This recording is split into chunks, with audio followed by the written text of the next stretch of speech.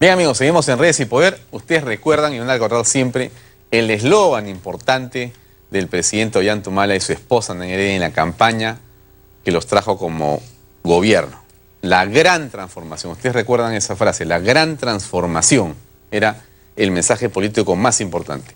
Bueno, el señor doctor Omar Chejade, abogado de la señora Heredia, abogado del señor expresidente, o ex abogado, congresista de la República, ex vicepresidente de la República, ha escrito un libro que presenta el 15 de julio. El libro que va a ser presentado en el Congreso de la República se llama, no La Gran Transformación, se llama La Gran Usurpación. La Gran Usurpación. Memoria de Gobierno. Bueno, ese es el nombre con el subtítulo del libro que está terminando de escribir el congresista Omar Chejade, que está con nosotros aquí en Redes y Poder. Congresista, buenas noches. Alfonso, ¿qué tal? Buenas noches, gracias por la invitación. Omar, ¿qué tal título por lo menos llama la atención? Imaginamos que el título tiene que ver con la forma en que este gobierno ha conducido las cosas y que especialmente la señora Heredia ha tenido como papel preponderante en el manejo del gobierno, ¿así puede ser? Sí, ha habido un conductor que lamentablemente no ha ejercido liderazgo, que ha perdido autoridad, un conductor pusilánime, que ha sido el presidente de la República, y que ha cedido poder de manera inconstitucional a favor de la esposa.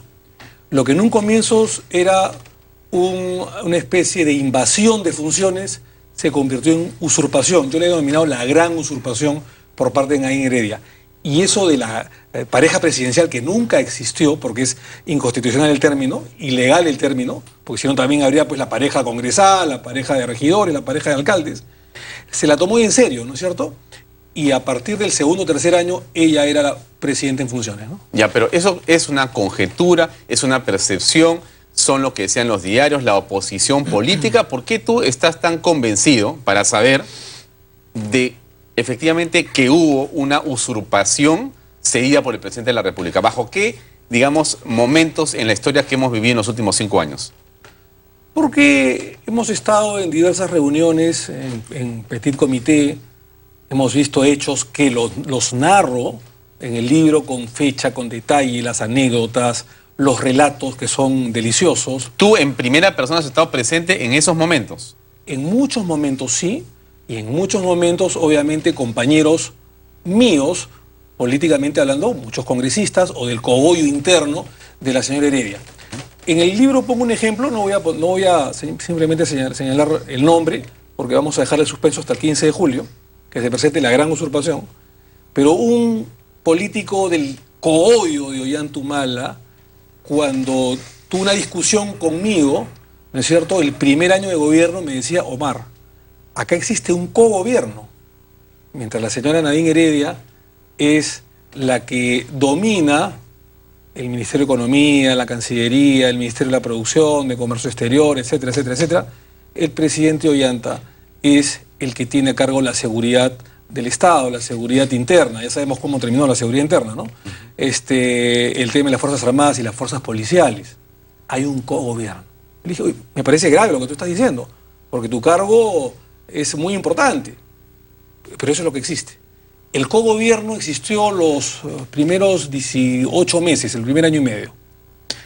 A partir del segundo o tercer año, ya la señora Nadine Heredia, al deshacerse de del entorno natural de Ollanta, al deshacerse de mí, al deshacerse de Marisol Espinosa, de Salomón Lerner, del mismo Abugataz y de otros más que participamos desde antes del 2011, en la campaña del 2011, y que éramos cercanos a Ollanta Humala. ¿Los menospreció a ustedes? No solamente nos menospreció, sino hubo una serie de emboscadas que las relato en el libro. ¿Contra ustedes?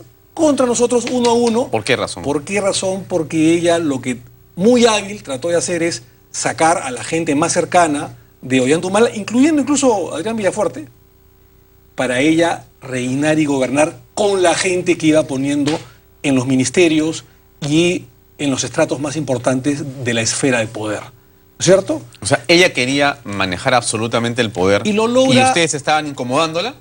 Por supuesto. Y lo logra porque éramos independientes, porque teníamos manejo propio, porque éramos los más cercanos a Ollanta Humala. Entonces, en esta pugna de poder entre ambos, evidentemente gana la partida ella. ¿Cuándo lo gana? Calculo yo que después del segundo año, ¿no es cierto? Cuando se deshace de nosotros, se deshace de Lerner, se deshace de mí, se deshace de Marisol Espinosa, de Aguataz, del mismo Adrián Villafuerte y de otros, digamos, cercanos a Ollantumala, que éramos cercanos al partido además, y ya poniendo a su gente, no solamente en ministerios o como asesores personales del presidente, sino además en el Congreso de la República. Te acordarás, por ejemplo, la presidencia de Isla o la presidencia de Ana María Solórzano o de Otárola, que eran incondicionales a ella. Una obsecuencia y una genuflexión digna de mejor causa, por cierto. Yo tengo muchas discrepancias con Abugataz, ¿no es cierto? Pero sí debo reconocerle que él por lo menos tenía un juego propio, ¿no es cierto? Una autoridad, ¿no es cierto? Que no era de la simpatía del cogollo de Nadine. Lamentablemente él se demoró esto en denunciarlo, a pesar que yo se lo dije en repetidas oportunidades. Ese fue su gran error. Pero debo reconocerle que era más autónomo. Pero a partir que cae Abugataz, que deja la presidencia del Congreso, vienen tres presidencias absolutamente obsecuentes. Isla, que es una buena persona, que es un buen tipo, que de repente tuvo un buen manejo en la presidencia del Congreso, pero que era nadinista y es nadinista al 3000%.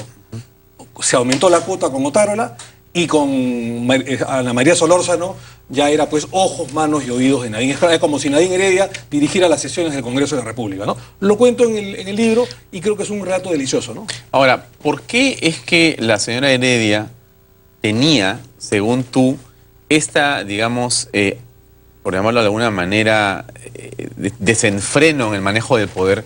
¿Y por qué más bien no dejaba que lo hiciera su esposo o ella mantenía un nivel más de perfil bajo? ¿Por qué tenía ella que sentarse con los ministros a dictar lo que tenían que hacer? Porque ¿Por qué? Desde un comienzo, y debo reconocer, en ese momento inexperiencia política yo no la pude ver, lo pude ver después al tercer año, estaba jugando al kirchnerismo, ¿no es cierto? Es decir, primero Ollanta gobierna hasta el 2016 y luego entro yo. Por eso la usurpación de funciones, por eso me llamo como finta, como cobertura, para legitimar, como fachada a una ministra. ¿Ella quería ser presidenta de la República? Sí, en 2016. Entonces llamo a una ministra en ese momento, podía ser cualquiera. Llamó la del MIDIS, a la Carolina Trivelli, a la Inclusión Social. Y me voy a Brasil, ¿no es cierto? ¿No es cierto? Y utilizo el avión presidencial y a mí me rinden los honores de jefa de Estado. Fíjate que el embajador de Brasil en el Perú viaja a Brasil a recibir a la primera dama. Eso solamente se utiliza o se hace... Ese protocolo. El protocolo para el presidente de la República. Si el presidente Ollanta viaja a Brasil, el embajador de Brasil en el Perú va a Brasil. Si va el de Marruecos, va a Marruecos el presidente de la República, el embajador de Marruecos en Perú va a Marruecos y lo recibe. Pero si va la primera dama, no. Pero en este caso, el embajador de Brasil en el Perú, a sabiendas que la primera dama iba a Brasil, viaja a acompañarla. Y así hay una serie de relatos que cuento, que son deliciosos, que son exquisitos, no por revancha, no por vendetta, no. Es por institucionalidad, por defender la institucionalidad del país, porque es un presidente pésimo para el país. ¿Son deliciosos o son vergonzosos? Deliciosos para el lector que puede de alguna manera recrearse con esta historia política que cuento, pero lamentable para la historia peruana, evidentemente, ¿no? Vergonzoso. ¿Un presidente manejado por su esposa? Un presidente pusilánime, un presidente que cede poder, un presidente inseguro, un presidente que no sabe responderlo, cuento pasajes en el libro, ante coyunturas importantes en las que tenía que haber definiciones y en la que tenía que recurrir siempre a su esposa, ya sea para reuniones con la bancada o para temas de Estado de propio Ejecutivo, ¿no? Hay un evento importante que tiene que ver con las agendas, y las agendas propiamente dicho, que es la muerte de este hombre que hacía trabajos auxiliares a la pareja presidencial, que era el señor Emerson Fasabi. Él es encontrado muerto en una habitación a unos metros de la casa del presidente de la República y de su esposa. Así es. Nunca se ha aclarado qué fue lo que ocurrió. ¿Tú tienes alguna información que pretende poner una hipótesis de lo que pasó con esta persona? Mira, no me consta al 100%, pero por la información que manejo, por los actores que más o menos conozco y por la forma como se trató el tema durante y después de la muerte de Fasabi, a mí no me queda la menor duda que fue asesinado. ¿Por quién? Bueno, ese es un tema que tendrá que investigarlo. ¿Pero quién está interesado en la muerte de Fasabi? Esa es una cosa que tendrá que investigar el Ministerio Público y el Poder Judicial. Pero que fue una muerte natural, no fue muerte natural. Te voy a dar 2 o 3 ejemplos. Primero, el señor Fasabi Palacio Gobierno dijo de que había sido una muerte producto de una pancreatitis. Una pancreatitis, según los más altos especialistas médicos, señalan de que se sufre con dolores interminables, muy dolorosos, muy fuertes, durante varios días, y que acude después a un hospital, a una clínica, a una posta, o pides ayuda médica, o pides ayuda, auxilio a tus compañeros. El señor Fasabi vivía, pobrecito, junto a otros miembros de seguridad, al lado de la Casa de Ollanta, en una especie de quinta, donde dormían los guardaespaldas del presidente de la República, la seguridad. Nunca pidió ayuda, nunca pidió apoyo y nunca dijo que sentía dolores interminables o pequeños dolores. Punto 1. Punto 2. El protocolo, el procedimiento legal fue absolutamente violentado. Hubo un señor Peñafiel, que era el chofer del presidente de la República de confianza, que levanta el cadáver, no da parte, lo tienen en la morgue 15 días y luego hacen supuestamente una chancha en Palacio de Gobierno, que a nadie le consta, y lo llevan a Ucayali, a cientos de kilómetros de distancia donde está su familia, violentando el procedimiento legal. Qué raro, ¿no? Tercero, cuando se da la noticia, niegan que Fasabi era cercano al presidente de la República, a Palacio de Gobierno, al Partido Nacionalista. Totalmente. Cuando todo el mundo conocía, incluso quien habla, que desde hace años era cercano al presidente de la República, era uno de los cuidantes del Partido Nacionalista antes que el presidente fuera jefe de Estado, ¿no es cierto? Entonces, ¿por qué negarlo? Incluso Pérez Guadalupe, ministro del Interior, minimizó el tema, dijo que era un simple mandadero de la cuadra, cuando no era cierto. Y lo cuarto, que era lo más sospechoso, Alfonso. Pobrecito, ¿no? Porque era un pobre hombre que no tenía, digamos, recursos económicos, ¿no? No era un figurón que podía denunciar a su familia el hecho y armar un escándalo nacional o internacional por derechos humanos. ¿Sabes cuál es el cuarto tema? Que para mí es concluyente. Que cuando comienza el conato de escándalo, el conato de bulla en la opinión pública, un importante programa entrevista a Peñafiel, el chofer de Ollanta que de manera ilegal levanta el muerto, el cadáver, y lo lleva hasta Ucayali con una supuesta chancha. ¿No ¿Y es en cierto? dónde está Peñafiel? Y entonces, ¿dónde da la entrevista a Peñafiel? ¿Quieren saber dónde, mis queridos amigos? En Palacio de Gobierno. En los salones elegantes, clásicos de Palacio de Gobierno. ¿Acompañados de quién? De la señora Cintia Montes, jefa de prensa de Palacio de Gobierno. ¿Es hasta ahora jefe de prensa? Es hasta ahora jefe de prensa de Palacio de Gobierno y es, por supuesto, la fuerza de choque, la que insulta en las redes y todo eso, ¿no? Cintia Montes en Palacio de Gobierno, junto a Peñafiel, con un guión de por medio y a las cámaras de televisión. Y además, oh maravilla, Wilfredo Pedraza. ¿Quién es Wilfredo Pedraza? El ex ministro del Interior de Ollanta y hasta el día de hoy asesor presidencial en temas de seguridad. En temas de seguridad de Ollanta Humala. Es decir, Pedraza se convirtió de asesor presidencial en asesor del chofer, ¿no es cierto? Con un guión guiándolo y el chofer medio nervioso, balbuceante. Es decir, acá hay un tema que va a tener que ser explicado por el Ministerio Público, por el Poder Judicial y por una comisión investigadora del Congreso de la República. Porque estoy seguro, Alfonso, que si esto hubiese sido una muerte de un millonario o de una aristócrata de Lima, esto sería un escándalo, ¿ah? A nivel internacional, ¿no es cierto? Y esto no pasaría por agua tibia. Pero como es un pobre chico, humilde, sencillo, ¿no es cierto? Casi sin familia. Casi sin familia, ¿no es cierto? Que no tiene a quién recurrir. Entonces esto ha pasado como agua en Malva. Y lamentablemente eso es un tema de derechos humanos que tendrá que ser explicado. Yo no estoy diciendo que el presidente de la República lo mandó a matar o que la señora Heredia lo mandó a matar. Pero que Palacio de Gobierno tuvo algo que ver con el tema, a mí no me queda la menor duda. O sea que Nadine y Ollanta supieron de este asesinato. Y acá había por lo menos un tema de encubrimiento que va a tener que ser explicado. Cambiando un poco la tónica, el presidente de la República ha dicho hoy día, y lo viene diciendo en los últimos días, que esta investigación de la Fiscalía, este impedimento de salida de su esposa, son parte de una persecución política. No explica bien quién lo persigue, pero señala que es una persecución política. Y que todo esto es una farsa y que no hay nada contra ellos, no hay ningún delito y todo está muy, muy claro. Desde tu perspectiva, tú has sido abogado de él y de ella, y conoces los detalles de lo que ha venido ocurriendo también en los últimos meses. ¿Cuál es tu visión de las cosas a este momento? Como abogado, tú dirás, ¿por qué yo no lo dije antes? Porque yo no tenía los insumos que hoy día lo tenemos. ¿Qué no sabías? Yo no sabía, por ejemplo, que habían dineros de Venezuela, que eran dineros calientes de Venezuela, que había una empresa Caixamac cerca del gobierno chavista en esa época que financiaba a Nadine Heredia con cuentas que en el 2015 se supieron. Y por eso mi apartamiento de la bancada y del gobierno, por supuesto, porque yo no iba a permitir esto. En segundo lugar, que habían cuentas que la manejaba Rocío Calderón o su madre o gente muy cercana a ella que eran para temas personales. Tampoco se sabían de las tarjetas adicionales de la famosa Rocío Calderón, ¿no es cierto? Y de los inmuebles de Rocío Calderón, de la Casa de la Molina, de hecho, eso no se sabía. Cuando uno es abogado de un patrocinado, se trabaja en base a la confianza. Yo era amigo de ellos, no tenía por qué dudar de un amigo y de un patrocinado que lo tenía además patrocinando durante 3 o 4 años, exitosamente, que me venía y me decía, Omar, no te preocupes, acá están las pruebas de descargo de mi inocencia. Y así lo hice bien. Y estoy tranquilo con mi conciencia.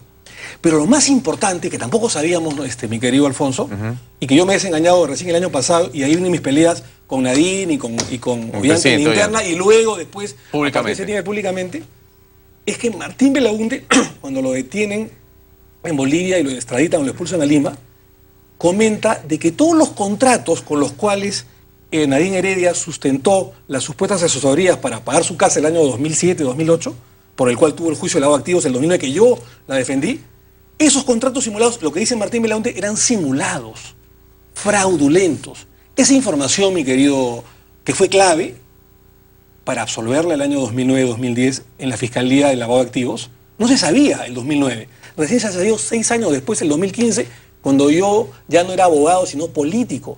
¿Nadine Heredia te mintió a ti? Yo entiendo que sí, porque nunca por lo menos me lo ocultó, ¿no es cierto? Entonces, como abogado, yo tengo la conciencia tranquila y los he defendido hasta el final de la mejor manera y de manera exitosa, ¿cierto? Y por lo que ha podido incluso postular a la presidencia de la República, porque si no, ni siquiera hubiera podido postular Ollantumala. Pero una vez que yo he sido ungido como congresista de la República, mi deber no es ante mis ex patrocinados, mi querido Alfonso, es ante el pueblo que me ha elegido, ante la nación, para los que votaron conmigo y también para los que no votaron por mí. Porque yo como congresista de la República me debo a la patria, no a mis ex patrocinados, y menos si me han mentido o me han encubierto algo, ¿no? Y entonces, ¿en qué va a acabar esto? Si lo que tú señalas es que han habido simulaciones de contratos, no hay una persecución política, hay un rendimiento frente a evidencias que tiene que hacer el presidente y su esposa. Mira, el tema está muy complicado, ¿no? Ya le han dado un impedimento de salida que nosotros lo habíamos comentado hace 4 o 5 meses. Así es. Fuimos los primeros que dijimos, oiga, si acá hay justicia, si la justicia es justicia en el Perú, por lo menos debe haber un impedimento de salida. ¿Y deberían detener a la señora Heredia? ¿Tú crees eso? No tanto, pero por mucho menos hay mucha gente que está detenida en su casa o en la prisión mientras dure el proceso. Nosotros no pedíamos eso. ¿Por qué nosotros decíamos impedimento de salida? 1, porque el delito es grave, la pena es mayor de 20 años. O sea, no estamos hablando de un hurto de carteras, no. Es un tema grave, de lavado de activos. 2, estamos hablando de que la señora Heredia es una persona que tiene un poder económico importante, por lo que ya se ha visto además en las agendas, que tiene relación nacional e internacional y que con el presidente han manejado los embajadores en diferentes embajadas. ¿Para qué? Puede ser para huidas, para fugas, como tengo la información. ¿El caso de Francia? O Suiza, o Brasil, o algunas otras embajadas que han puesto a sus amigos. Hace poco tiempo. O a las personas, hace 6 meses. Así es. O a las personas que han trabajado con Ollantumala cuando él era agregado militar el 2003 y 2004 en Francia y en Corea del Sur. A sus amigos, a su cogollo. Qué raro, ¿no? Pero además, por un hecho que para mí es importantísimo. Porque mucho se dice, bueno, la carta de Chávez es falsa. Puede ser falso o no. Eso no le resta mérito a la resolución del juez y del fiscal. El hecho más importante es que la señora Heredia ha tenido una conducta procesal obstruccionista. ¿Cuál es esa? El haber dicho durante 4 meses que no eran sus agendas, que no era su letra, que no era de su propiedad, que era una patraña y una persecución política. Y después de 4 meses, cuando se ve cercada con pericias grafotécnicas próximas, recién las reconoce. Eso significa que ha tratado de sorprender a la Administración de Justicia. ¿Tú crees que Verónica Mendoza está metida también en esas agendas? Mira, yo confío en Verónica Mendoza, yo creo que es una persona decente. Pero las honesta. pericias también señalan que ha sido su letra. Puede ser que sean sus letras, pero eso no significa que haya estado inmersa en delitos. Tengo entendido que eran anotaciones simples, porque en las agendas no todo es delito. Mira que has creído ya en Nadine, ahora crees también en Verónica. ¿No será que te vayas a decepcionar después? Espero que no, pero yo lo poco que la conozco a Verónica sé que es una mujer decente, una mujer proba. Y por lo poco que he visto en las agendas, las anotaciones que se le imputarían a ella, o que se le imputan a ella, son temas irrelevantes. O sea que no puede ser que ella en ese momento, como amiga de Nadine, como secretaria de Nadine con el partido, haya hecho algunas anotaciones. Pero eso no significa que sea delito, ¿no? El dinero venía de Venezuela, posiblemente de Diosdado Cabello, que está acusado de estar vinculado a narcotráfico y movimientos de dinero y lavado de activos allá. ¿Podría ser? ¿Es una hipótesis?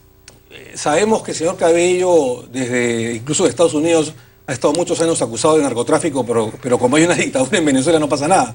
No sabemos. Yo creo que hay temas muy raros. Es Venezuela, es Brasil, son las empresas brasileñas, es Lavajato, porque se dice, oiga, esto es de antes de ser gobierno. No solamente es antes de ser gobierno, no es 2006, 2008, 2011. Es después del 2011 también. O sea, Lavajato abarca mucho más. Entonces, las agendas de por sí mismo, per se, no es delito. No, es una ruta de dinero. Es la ruta, la hoja de ruta del dinero, es la hoja de ruta de posibles actos delictivos en la cual las autoridades tendrán que cruzar información, ¿no?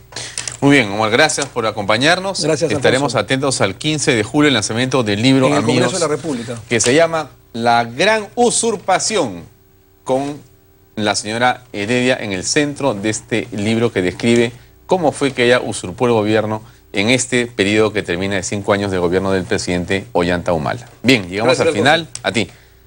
Nos vemos el día lunes, como siempre, a las 8 en punto de la noche, en una nueva edición de Redes y Poder. Gracias y muy buenas noches.